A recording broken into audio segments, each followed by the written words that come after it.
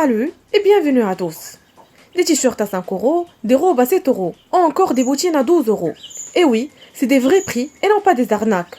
Aujourd'hui, on va vous parler du géant de l'ultra fast fashion, Shein.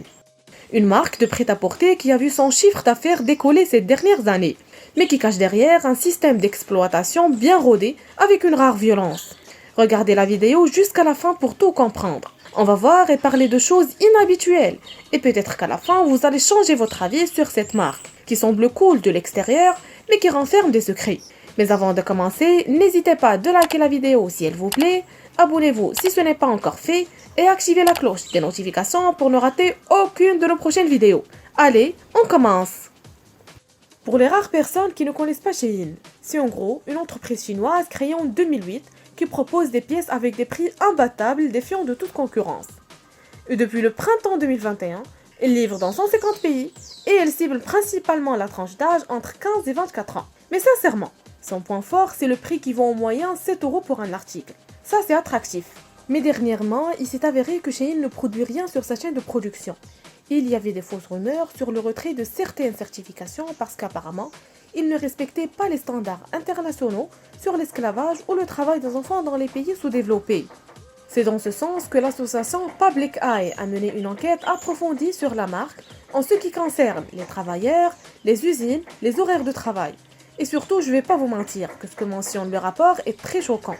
De nombreux ateliers informels n'ont pas d'issue de secours et ont des fenêtres condamnées comme s'ils étaient enfermés et ils voulaient les empêcher de s'enfuir par ces fenêtres. Des conditions de sécurité aux conséquences fatales en cas de catastrophe naturelle. Si vous trouvez que j'exagère avec ces fenêtres et ces portes fermées, eh bien j'ai un exemple concret et dans des conditions similaires.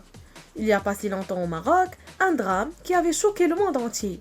Un jour de pluie, une dizaine de femmes étaient en train de confectionner des vêtements dans le sous-sol d'une maison. C'était une usine clandestine et le propriétaire fermait les portes pendant les heures de travail. Il avait aussi renforcé les fenêtres pour que personne ne puisse passer à travers.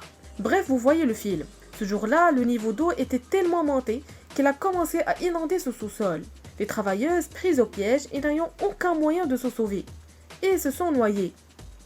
Ce n'est que le début, en plus de l'environnement glauque dans lequel ils travaillent.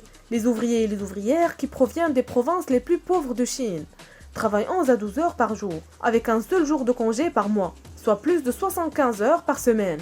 En travaillant ainsi pour deux, sans contrat, sans rémunération, des heures supplémentaires, ou pour un salaire à la pièce. Les employés peuvent gagner jusqu'à 1400 euros dans les bons mois.